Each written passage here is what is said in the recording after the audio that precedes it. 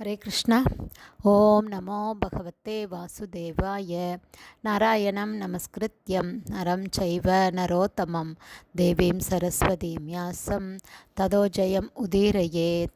நஷ்டப்ராயேஷு அபத்ரேஷு நித்யம் பாகவத சேவையா பகவதி உத்தமஸ்லோகே பக்தேர்பவதி நைஷ்டகி முகம் கரோதி வாச்சாலம் பங்கும் லங்காய தே கிரிம் யத்கிருபா தமகம் வந்தே ஸ்ரீகுரும் தீனதாரிணம் பரமானந்த மாதவம் ஸ்ரீ சைத்தன்ய ஈஸ்வரம். ஹரே கிருஷ்ணா. ஸ்ரீமத் பாகவதம் ஸ்கந்தம் 8 அத்தியாயம் 24 பகவானின் மச்ச அவதாரம் என்னும் தலைப்பில் பதம் 15.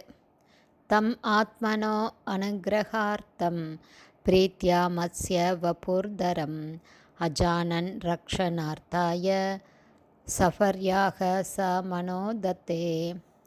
One by one meaning. தம் மீனுக்கு ஆத்மன சொந்த அனுகிரகார்த்தம் அனுகிரகம் செய்வதில் பிரீத்தியா மிகவும் திருப்தி அடைந்தார். மத்ஸ்ய வபுகதரம் ஒரு மீனின் வடிவத்தை ஏற்றுள்ள பரமபுருஷ பகவான். அஜானன் இதை பற்றிய அறிவில்லாமல் ரக்ஷண அர்த்தாய பாதுகாப்பு வழங்குவதற்காகவே. சஃபர்யா மீனுக்கு ச அரசர் மனக மனதில் ததே முடிவு செய்தார். டிரான்ஸ்லேஷன்.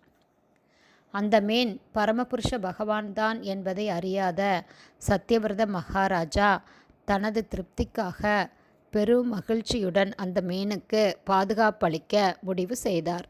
பர்பட் பை ஷிலபிரபாத். ஜெய் ஷிலபிரபாத். இது பகவான் தான் என்பதை அறியாமலேயே தொண்டு செய்வதற்குரிய ஒரு நல்ல உதாரணமாகும். இத்தகைய தொண்டு அஞ்ஞான சுகிருதி என்று அழைக்கப்படுகிறது. அந்த மீன் பகவான் விஷ்ணுதான் என்பதை அறியாத சத்யவிரத மகாராஜா மீனுக்கு தன்னுடைய கருணையை காட்ட விரும்பினார். இவ்வாறு அறியாமல் செய்யும் பக்தி தொண்டினால் ஒருவர் பகவானின் ஆதரவை பெறுகிறார். தெரிந்தோ தெரியாமலோ பகவானுக்கு செய்யப்படும் சேவையானது ஒருபோதும் வீணாவது இல்லை. பதம் 16. தஸ்ய தீனதரம் வாக்கியம் ஆஸ்ருத்ய ச மஹீபதிஹி கலச அப்சு நிதாயைனாம் தயாலுர் நின்ய ஆசிரமம். One by one meaning.